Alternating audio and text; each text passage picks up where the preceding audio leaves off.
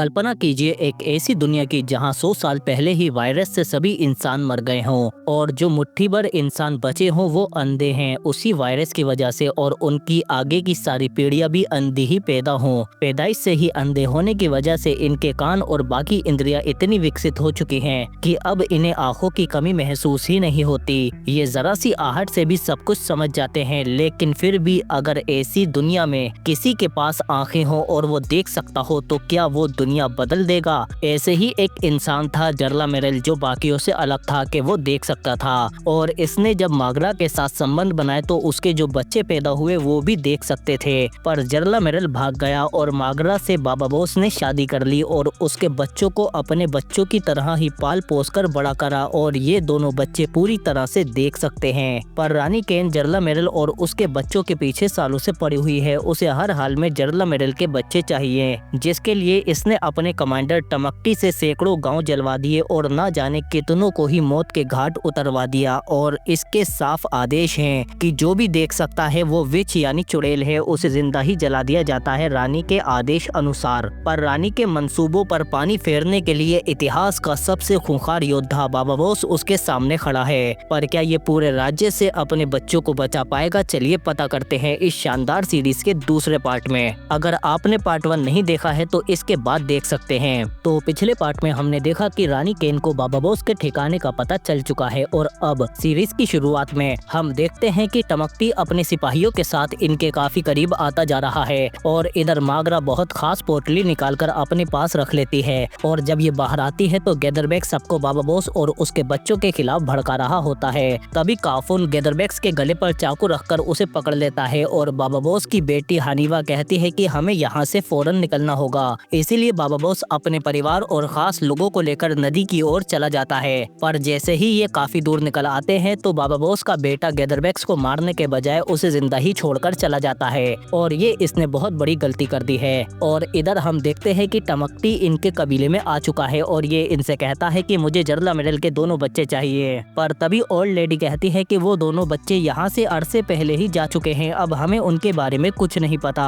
तभी टमकटी उसे मार देता है, और फिर तभी गैदरबैक्स आकर टमकटी से कहता है कि वो लोग नदी की तरफ जा रहे हैं, मेरे पीछे आओ। और इधर ये लोग जब नदी पर आते हैं तो इन्हें यहाँ एक नाव मिलती है जो बाबा बोस ने ही बनाई थी। ये सब फौरन इस नाव पर चढ़ जाते हैं, पर यहाँ से निकलने से पहले ही टमकटी के आदमी यहाँ पहुँच जाते हैं और इन्हें नदी के दोनों किनारों से घेर लेते हैं। कॉफुन जैसे ही बताता है तो ये सब बिल्कुल शांत हो जाते हैं, क्योंकि जरा सी आवाज से भी दुश्मन को इनका पता चल जाएगा। टमकटी गौर से सुन रहा होता है और फिर कहता है कि तुम दोनों बच्चे बहुत खास हो, इसीलिए मैं तुम्हें सालों से ढूंढ रहा हूँ, मेरे साथ चलो और पूरे कबीले को बचा लो। पर ये सब एकदम शांत पड़े रहते हैं। पर अब टमकटी के सिपाही इन्हें ढूंढते हुए पानी में उतरने लगे हैं, और बाबा बोस भी अपनी तलवार लेकर पानी में उतर जाता है, और फिर जैसे ही दुश्मन करीब आता है तो बाबा बोस उसे मार देता है, जिसकी वजह से दुश्मनों को इनका पता चल जाता है और फिर वो रस्सियों से इन्हें पकड़कर खींचने लगते हैं। पर इसी बीच बाबा बोस भी किनारे पर पहुंच जाता है, पर अब तक दुश्मन चारों तरफ से घेर कर इन्हें हुक की मदद से खींचने की कोशिश करने लगते हैं, और बाबा बोस फौरन अपने परिवार की ओर बढ़ता है। पर इसका परिवार भी दुश्मन के सामने डटकर खड़ा रहता है, और हनीवा भी तीरों का बखूबी इस्तेमाल कर रही होती है। पर दुश्मन की तादाद काफी ज्यादा है और तभी मागरा भी जख्मी हो जाती है, पर फिर भी वो दुश्मन को मार गिराती है। तभी बाबा बोस भी नाव पर आ जाता है, और इधर हनीवा के तीर भी खत्म हो चुके हैं। ये दुश्मन से आखिरी तीर निकालती है और जाते जाते गद्दार गैदरबैक्स को मार देती है। और इस जद्दोजहद में अब इनकी नाव तैरते हुए काफी दूर निकल आ चुकी है। अब टमकटी की पहुंच से ये लोग बाहर हैं। गैदरबैक्स कहता है कि तुम अब उन्हें नहीं पकड़ पाओगे क्योंकि नदी बहुत लंबी है, जिस पर टमकटी इसके सीने में तीर घुसाकर इसे मौत के घाट उतार देता है, और फिर कहता है कि रानी केन को संदेश भेजो कि वो लोग हमारे हाथ से निकल चुके हैं। और फिर यहाँ से दूर डाम पर हम देखते हैं कि संदेश मिलते ही रानी अपने मंत्रियों को बुलाती है और कहती है कि वो विचेस टमकटी के हाथ से निकल गए हैं, हमें और सिपाही भेजने होंगे। पर अब सारे मंत्री रानी के खिलाफ हो जाते हैं और कहते हैं कि कोई विचेस नहीं है, आखिर ये कत्लेआम कब तक चलता रहेगा?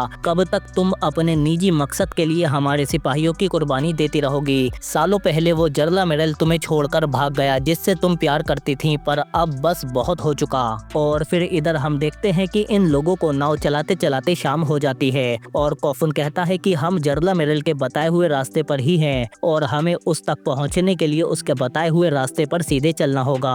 पर मागरा कहती कहती है कि हमारा सफर जितना लंबा होगा उतना ही जोखिम भी बढ़ता जाएगा और साथ ही नए खतरे भी। इसीलिए हमें जर्ला मेरल के पास नहीं जाना चाहिए। मैं चाहती हूँ कि हम विच फाइंडर यानी टमकती और जर्ला मेरल दोनों से ही दूर जाकर कहीं एकांत में बस जाएं, जहाँ कोई हमें ढूंढ ना पाए और हम वहाँ शांति के साथ अपनी सुकून की जिंदगी बिता सकें। पर हनीवा कहती है कि हमारा जन्म नई दुनिया के निर्माण के लिए हुआ है, इसीलिए हम जर्ला मेरल के पास जाएंगे, यही हमारी नियति है। तभी बाबा बॉस कहता है ठीक है, अगर तुम वहाँ जाना चाहते हो तो मैं तुम्हें वहाँ ले जाऊंगा, पर अभी हमें किनारे पर रुककर आराम करना होगा।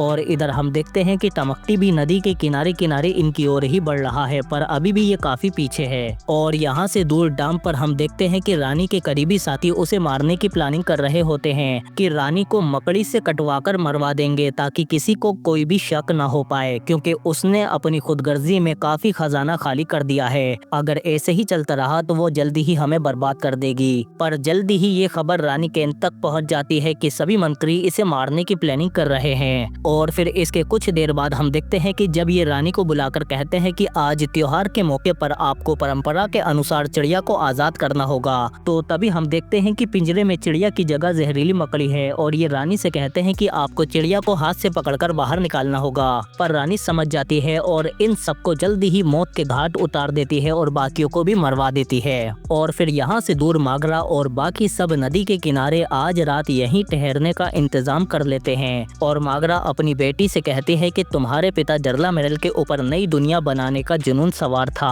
और शायद अब तक उसने अपना किंगडम भी बना लिया हो और तुम उसके किंगडम की राजकुमारी होगी। जिस पर हनीवा कहती है कि आपको लगता है कि मैं वहाँ अपने लिए जा रही हूँ, पर ऐसा नहीं है, मैं वहाँ हम सबके लिए जा रही हूँ ताकि दुनिया को पहले जैसा बेहतर बनाया जा सके सभी के लिए। और फिर जल्द ही रात हो जाती है और ये लोग जब सोकर सुबह उठते हैं तो इनका सामान चोरी हो चुका था। मागरा देखती है कि उसकी वो बेशकीमती पोटली भी गायब है, जिससे मागरा बुरी तरह से घबरा जाती है। पर बाबा बॉस कहता है कि सामान को भूल जाओ, हमें निकलना होगा। पर मागरा कहती है कि हम उसके बिना नहीं जा सकते। बाबा बॉस कहता है कि टमकती हमारा पीछा कर रहा होगा, हमें ज्यादा देर रुकना नहीं चाहिए। पर मागरा कहती है कि वो पोटली बहुत इम्पोर्टेंट है। बाबा बॉस भी समझ नहीं पा रहा कि आखिर उस पोटली में ऐसा क्या है जिसके लिए मागरा इतनी बेचैन है। तभी हनीवा कहती है कि मैं उसे ढूंढ लूंगी। तभी कोफुन कहता है कि शायद मुझे चोर मिल गया है, वो देखो हमारे पीछे ही खड़ा है। तभी बाबा बॉस कहता है कि उसके बारे में बताओ। और इधर डैम पर हम रानी केन को देखते हैं, जिसकी साथी उसे आकर बताती है कि सभी मंत्रियों के एक साथ मरने से सवाल खड़े हो गए हैं और सबने आपके खिलाफ बगावत कर दी है। आपकी प्रजा भी बगावत पर उतर आई है और यहाँ इतने सिपाही भी नहीं हैं। तभी रानी केन उठती है और फौरन डैम के सिस्टम के पास जाती है और वहाँ के सिस्टम से डैम का सारा पानी बंद कर देती है, क्योंकि डैम के बाहर इसकी पूरी प्रजा बसी हुई है। पर डैम अब बहुत पुराना हो चुका है, इसीलिए ये पानी के इतने ज्यादा प्रेशर को संभाल नहीं पाता और टूटने लगता है। पर इसके टूटने से पहले ही रानी केन अपनी वफादार साथी के साथ यहाँ से फौरन भाग जाती है और तभी डैम टूट जाता है, जिसके आगे के सारे घर और वहाँ की प्रजा पानी की चपेट में आकर मारी जाती है।